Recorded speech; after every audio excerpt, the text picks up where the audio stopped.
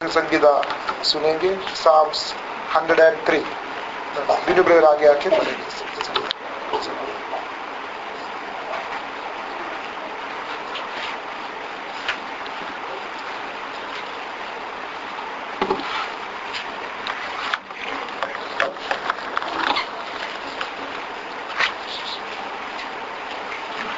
भजन संगीता 103। हे मेरे मन, यहोवा को धन्य कह और जो कुछ मुझ में है उसकी पवित्र नाम को धन्य कह। हे मेरे मन, यहोवा को धन्य कह, उसके किसी उपकार को न भूलना। वह तो तेरे अधर्म को क्षमा करता है और तेरे रोगों को चंगा करता है। वही तो तेरे प्राण को नाश होने से बचा लेता है और तेरे सिर पर करुणा और दया का मुकुट पहनाता है। वह तो तेरी लालसा को उत्तम पदार्थों से तृप्त करता है, जिससे तेरी जवानी उकाब की नाई हो जाती है। यहोवा सब पिसे हुओं के लिए धर्म और न्याय का काम करता है। उससे मूसा को अपनी गति और इस्राएलियों को अपने काम प्रकट किए। यहोवा दयालु और अनुग्रहकारी है, विलाप से कोप करने वालों और अति करुणामय है।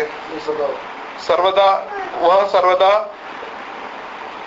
वाद विवाद करता न रहेगा और न क्रोध से कभी न क्रोध सदा के लिए भटका रहेगा। उसने हमारे पापों के अनुसार हम पर व्यवहार नहीं किया और न हमारे अधर्म के कामों के अनुसार हमको बदला दिया। जैसा आकाश पृथ्वी के ऊपर ऊंचा है, वैसे ही उसकी करुणा उसके डरवैयों के ऊपर प्रबल है। उदयाचल अस्ताचल से जितनी दूर है, उसने हमारे अपराधों को हमसे उतना ही दूर कर दिए हैं। जैसे पिता अपने बालकों पर दया करता है, वैसे ही यहोवा अपने डरवैयों पर दया करता है। क्योंकि हमारी सृष्टि जानता है, वह उसको स्मरण रहता है कि मनुष्य मिट्टी ही है। मनुष्य की आयु घास के समान होती है। वह मैदान के फूल के नाई फूलता है, जो पवन लगते ही ठहर नहीं सकता और न अपने स्थान पर फिर मिलता है। परंतु यहोवा की करुणा उसके डरवैयों पर युग युग और उसके धर्म उसके नाती पोतों पर भी प्रकट होता है। अधर्म अर्थात उस पर जो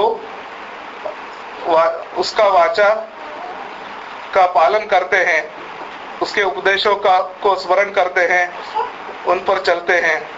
यहोवा ने तो अपना सिंहासन स्वर्ग में स्थिर किया है, उसका राज्य पूरी सृष्टि पर है। हे यहोवा के दूतों, तुम उसके बड़े वीर हो और उसके वचन के मानने से उसका पूरा करते हो। उसको धन्य कहो। हे यहोवा की सारी सेनाओं, उसके टहलुओं, तुम उसकी इच्छा पूरी करते हो। उसको धन्य कहो। हे यहोवा की सारी सृष्टि, उसके राज्य के सब स्थानों में उसका धन्य कहो। हे मेरे मन, यहोवा को धन्य कह। हालेलुया। परमेश्वर के नाम का धन्यवाद हो। वचन का पहला आयत इसी प्रकार लिखा है, हे मेरे मन, यहोवा को धन्य कह, जो कुछ मुझ में है उसका नाम पवित्र को धन्य कहा। हालेलुया।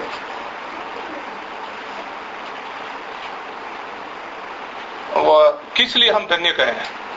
सबसे पहला प्रश्न यही है, हम किस लिए धन्य कहें? Praise the Lord. हमारे ऊपर उसने क्या क्या उपकार किए हैं। हालेलुया। परमेश्वर हमसे न तो हमारा जीवन मांगता है, हमारा खून मांगता है, ना भेड़ बकरी मांगता है। बस उसको क्या चाहिए? धन्यवाद को। Praise the Lord. उसने जो उपकार किए, बहुत सारे उपकार किए, वो हमसे सिर्फ ये चाहता है कि हम उसको धन्य कहें, Hallelujah. हम उसके वचनों पर चलें। Praise the Lord. जैसा इसमें लिखा है, वो वही तो तेरे सब अधर्म को क्षमा करता है। Hallelujah. हम जाने अनजाने में कितने गलतियां करते हैं, आज भी किया, अभी भी किया होगा, यहाँ आने से पहले भी हमने गलती की। लेकिन हमने देखा है कई दूसरे जो लोग जो देवी देवताओं के पीछे भागते हैं, उनका यही है, अगर तुमने गलती किया तो तुमको पहाड़ पे चढ़ना पड़ेगा, नदी में डुबकी लगानी पड़ेगी। लेकिन हमारा परमेश्वर ऐसा कुछ नहीं कहता है। हमारा परमेश्वर यही कहता है, अपनी गलती को मानो और प्रभु से क्षमा मांगो। प्रभु जी, हमने ये गलती की है, Hallelujah. है ना, हमें इसके लिए कोई बलि देने की जरूरत नहीं है। Hallelujah. जैसा कि आजकल आप देखते हैं कितने लाखों बकरे मार दिए, लाखों भेड़ ऊंट मार दिए। हमारा परमेश्वर ऐसा है जो इन चीजों से प्रसन्न नहीं होता है, क्योंकि ये सब तो उसी का है। तुम उसके लिए उसकी चीज दे रहे हो। एक जो चीज हमारे पास है वो है धन्यवाद को। Praise the Lord.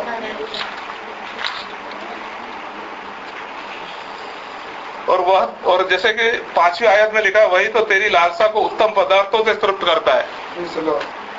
एक उदाहरण हमें देता हूँ मैं। यहाँ से हम लोग ने उड़ीसा में कुछ कपड़े भेजे। Hallelujah. अब काफी लोगों ने अच्छे अच्छे कपड़े दिए, किसी ने पुराने दिए, मतलब पहनने लायक। ऐसे लोगों को भेजा जिनको मतलब एक कपड़ा धोएंगे तो दूसरा पहनने के लिए नहीं है, नदी के किनारे खड़े रहते हैं कि वो सूखे फिर पहने। तो यहाँ से किसी भाई ने, मालूम नहीं हमको भी किसने भेजा, एक अच्छा सा पैंट भेजा। और वहां पर एक आया, एक छोटी सी कलीसिया थी, गांववासी है वो, खाली उनको बस और कुछ नहीं आता, परमेश्वर का धन्यवाद करना आता है। तो वो आके अपने पास्टर से बोला, पास्टर साहब मुझे 800 रुपये चाहिए, बहुत जरूरी है। और पास्टर साहब भी उनकी तरह थे, बोला भाई मेरे पास तो अभी है नहीं, लेकिन हम दुआ करेंगे। इसी वक्त जो हमने यहाँ से जो कपड़ा भेजा था वो कपड़ा उनको मिला। तो बोले ले भाई, ये तेरे हिस्से में थोड़ा जो तेरे बराबर आता है, ये पैंट शर्ट ले जा, पहन ले तू। उसने सोचा चलो 800 रुपये तो नहीं मिले, चलो हम इस पैंट को पहनेंगे, कुछ नहीं। घर पे जाके बराबर आता है, चेक किया, हाथ डाला जेब में, 1000 रुपए की नोट मिली। Hallelujah. Praise the Lord. हमको भी नहीं मालूम किसने रखा, ये गलती से गया, लेकिन परमेश्वर ने उसकी जो इच्छा थी उत्तम पदार्थों से तृप्त करता है। देखो Thank you, Lord. तुम्हारी जरूरत 800 रुपए की थी, लेकिन परमेश्वर तुमको 1000 रुपये दिया, Praise the Lord. Hallelujah. है ना। परमेश्वर जानता है तुमको क्या चाहिए। वो ये नहीं चाहता व्हाट इज तुम्हारा क्या आवश्यकता है, समझ में। तुमको तो बहुत सारी चीजें चाहिए, लेकिन परमेश्वर चाहता है कि इसको क्या क्या अभी बहुत जरूरी है, वही वो परमेश्वर आपको देता है। Praise the Lord. और आगे हम पढ़ेंगे, यहोवा पिसे हुओं के लिए धर्म और न्याय का काम करता है। पिसे हुओं के लिए, पिसे हुए मतलब जिस तरह से गेहूं चक्की में पिसता है, मतलब पूरी तरह टूट के बिखर जाता है, जो अपने मन को पूरा पिघाल देता है, उनकी इच्छाओं को पूरा करता है।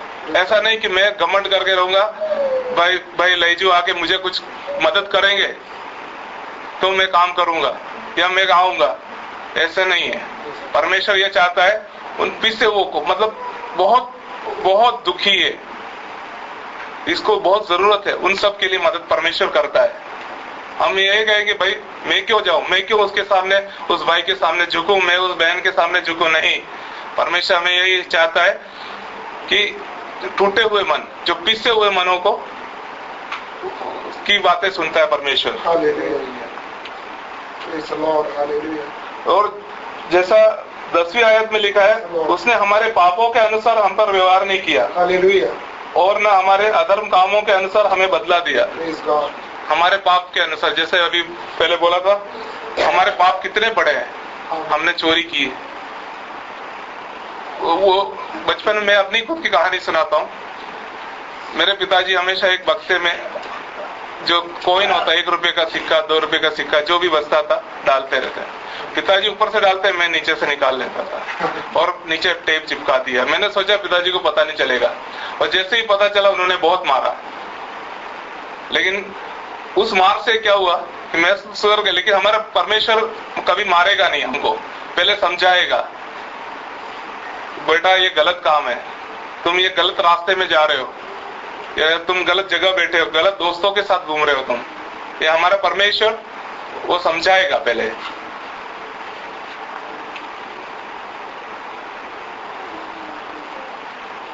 और जैसे और दूसरा 13वें आयत में लिखा है, जैसे पिता अपने बालकों पर दया करता है वैसे ही यहोवा अपने डरवैयों को पर दया करता है। हमने पिछले दिनों में भी यही पढ़ा था। उसके डरवैये कौन है? जो उसका भय मानते, जो उससे डरते हैं। जैसे पिता अपने बालकों पर दया करता है, जैसे अपना पिताजी, कितना भी अपन बुरा काम करेंगे लेकिन बेटा तो अपन उनका ही है ना, मार तो नहीं देंगे। वैसे ही, क्योंकि मालूम है हमें भी रेस्पेक्ट है, हमारा पिताजी है, हमारी माता है, हम वैसे ही यहोवा अपने डरवैयों पर दया कर। डरवैयों कौन? जो परमेश्वर से डरता है, जो उसके मार्ग पर, उसके बताए हुए मार्ग पर चलता है।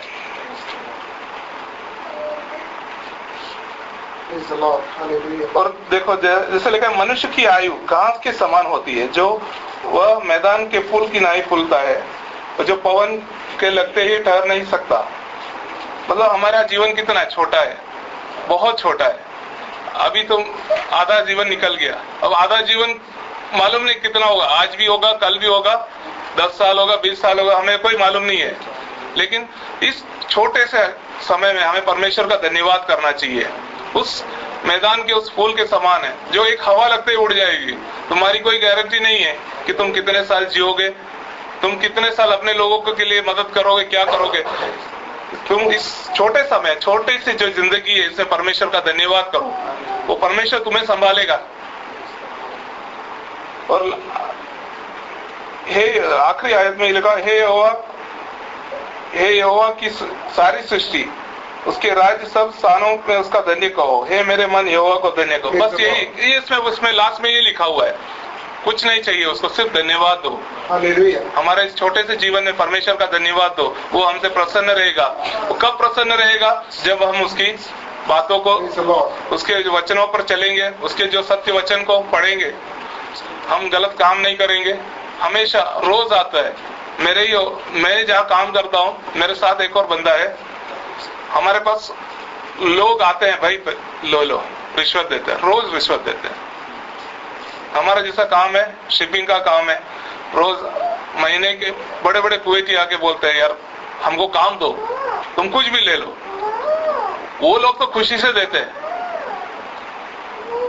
तो मेरे साथ में जो काम करने वाला बोलता है, भाई वो तो खुशी से दे रहा है, तुमको लेने में क्या है। मैंने कहा वो खुशी से नहीं दे रहा है, वो मजबूरी में दे रहा है, वो गलत काम है, वो रिश्वत है। तो परमेश्वर क्या कहता है, ये ऐसी चीजों पे हाथ नहीं लगाना चाहिए। हमने जो थोड़ा सा कमाया वो हमारा है, मेहनत से कमाया ना। चोरी, झूठ बोलना, लालच करना, ये सब गलत है। इस छोटे से जो वचन के बाद मैं बैठना चाहता हूँ। क्षमा करना, कुछ गलती हुई है। मेरे को लगता है कम से कम आज 15 साल पहले, 15 साल ऊपर हो गए, ऐसा कभी एक मौका मिला। तो खासकर पास्टर थॉमस और भाई लैजू को धन्यवाद देना चाहता हूँ। बहुत हिंदी आती है लेकिन फिर भी अटकलें बहुत होती है, लेकिन पर मैं आप दुआ करें कि मैं एक ऐसे ही मंच पर खड़ा होकर परमेश्वर की सेवा करूं। बोलो यीशु मसीह की जय।